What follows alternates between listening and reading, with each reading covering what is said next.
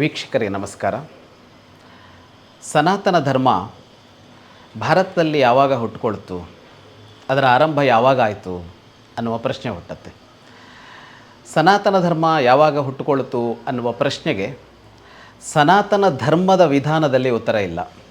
ಯಾಕೆಂದರೆ ಸನಾತನ ಧರ್ಮ ಹುಟ್ಟಿಕೊಂಡಿದ್ದಲ್ಲ ಅನ್ನೋದೇ ಸನಾತನ ಧರ್ಮದ ಆಶಯ ಮತ್ತು ಅದು ಹೇಳ್ತಾ ಇರೋದು ಹಾಗೆ, ಅದರ ಅಭಿಪ್ರಾಯ ಹಾಗೆ.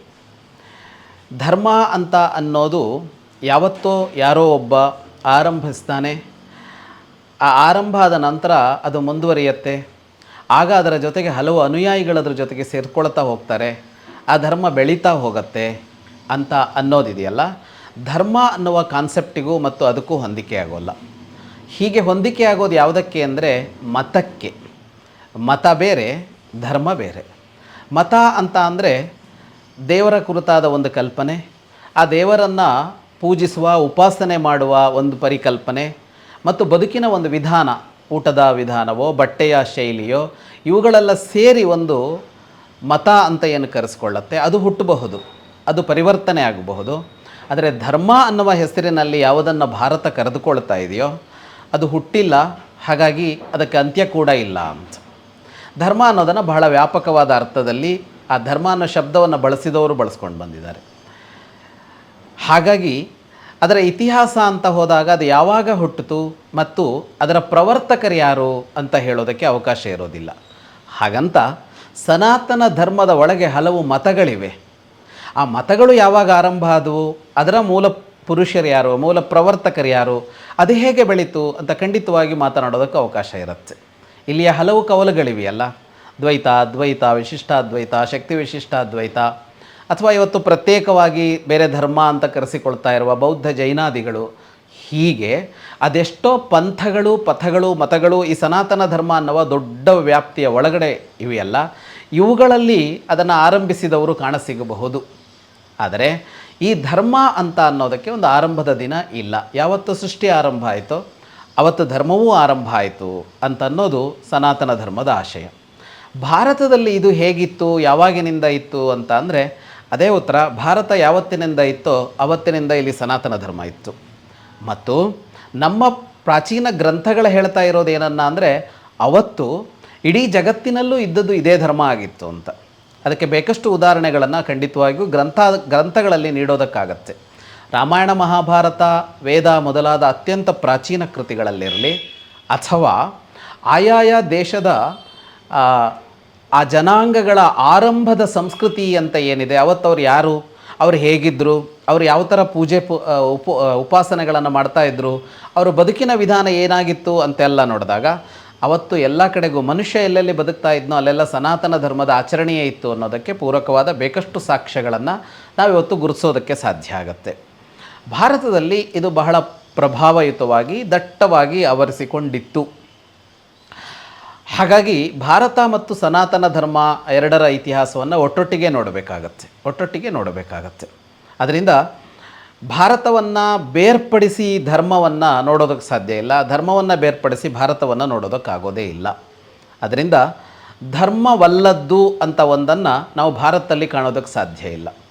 ಧರ್ಮ ಅನ್ನೋದರ ವ್ಯಾಪ್ತಿ ಎಷ್ಟು ಅಂತ ಅಂದರೆ, ವಾಸ್ತವವಾಗಿ ನಾವು ಇವತ್ತು ತುಂಬ ಕಡಿಮೆ ಅರ್ಥದಲ್ಲಿ ಅದನ್ನು ಬಳಸ್ತಾ ಇರೋದರಿಂದ ನಾನಾಡುವ ಮಾತುಗಳೆಲ್ಲ ಹೇಗೆ ಇದು ಅಂತ ಅನ್ನಿಸ್ಬೋದು ನಮಗೆ. ಉದಾಹರಣೆಗೆ ನಾಸ್ತಿಕ ಪಂಥ ಇತ್ತು, ನಾಸ್ತಿಕ ಪಂಥದ ಮಾತುಗಳನ್ನು ಆಗಾಗ ಆಡ್ತಾಯಿದ್ರು. ನಾವು ಚಾರ್ವಾಕ ಮತ ಅಂತ ಕರಿತೀವಿ, ಚಾರ್ವಾಕ ದರ್ಶನ ಅಂತ ಕರಿತೀವಿ. ಈ ಚಾರ್ವಾಕ ದರ್ಶನ ಕೂಡ ಇದರ ಒಂದು ಭಾಗವಾಗಿಯೇ ಇತ್ತು ಅಂತ. ಚಾರ್ವಾಕನನ್ನು ಒಂದು ದರ್ಶನ ಅಂತ ಕರೆದು, ದರ್ಶನ ಅಂದರೆ ಒಂದು ನೋಟ, ಅಂದರೆ ಅದು ಒಂದು ನೋಟ ಅಂತ. ಆದರೆ ಅದು ಪರಿಪೂರ್ಣ ನೋಟ ಅಲ್ಲ ಅಂತ. ಭೌತಿಕವಾದ ಬದುಕಿಗೆ ಬೇಕಾದಂಥ ಒಂದು ನೋಟ ಅದು ಹೌದು ಅಂತ. ಅಂದರೆ ಚಾರ್ವಾಕ ಕೂಡ ಈ ಧರ್ಮದ ಒಳಗೆ ಬಂದು ಬಿಡ್ತಾನೆ ಎಲ್ಲೋ ಒಂದು ಕಡೆಗೆ ಅಂತ. ಇಷ್ಟು ವ್ಯಾಪಕತೆಯನ್ನು ನೋಡಿದಾಗ ಧರ್ಮ ಮತ್ತು ಭಾರತವನ್ನಾಗಲಿ, ಧರ್ಮ ಮತ್ತು ಮನುಷ್ಯ ಜನಾಂಗವನ್ನಾಗಲಿ, ಧರ್ಮ ಮತ್ತು ಜೀವಲೋಕವನ್ನಾಗಲಿ ಬೇರ್ಪಡಿಸಿ ನೋಡೋದಕ್ಕೆ ಸಾಧ್ಯವಾಗೋದೇ ಇಲ್ಲ. ಧರ್ಮ ಪದಕ್ಕೆ ಇರುವ ಅರ್ಥಗಳನ್ನು, ವ್ಯಾಖ್ಯಾನಗಳನ್ನು ನೋಡಿದಾಗ ಇದು ಇನ್ನಷ್ಟು ಸ್ಪಷ್ಟ ಆಗುತ್ತೆ. ಧರ್ಮ ಅಂದರೆ ಬದುಕಿನ ವಿಧಾನ, ಉಪಾಸನೆಯ ವಿಧಾನ ಅಂತ ಏನಿವತ್ತು ಅರ್ಥ ಮಾಡ್ಕೊಳ್ತಾ ಇದ್ದೀವಿ, ಅಷ್ಟರ್ಥ ಅಲ್ಲ ಅದಕ್ಕೆ. ಅಂದರೆ ಆ ಅರ್ಥ ಅಲ್ಲ ಅಂತಲ್ಲ, ಅಷ್ಟೇ ಅರ್ಥ ಅಲ್ಲ.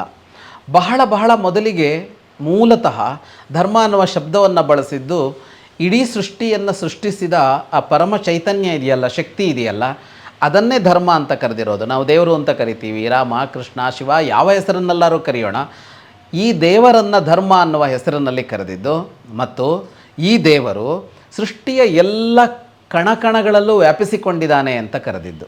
ಹಾಗಾಗಿ ದೇವರೇ ಧರ್ಮ, ಭಗವಂತನೇ ಧರ್ಮ ಮತ್ತು ಅವನು ಇಲ್ಲಿಯ ಕಣಕಣಗಳಲ್ಲಿ ವ್ಯಾಪಿಸಿಕೊಂಡಿದ್ದಾನೆ ಅಂತ ಅಂದಾಗ ನೀವು ಯಾವುದನ್ನು ಧರ್ಮದಿಂದ ಬೇರೆ ಇಟ್ಟು ನೋಡೋದಕ್ಕೆ ಸಾಧ್ಯ ಆಗತ್ತೆ?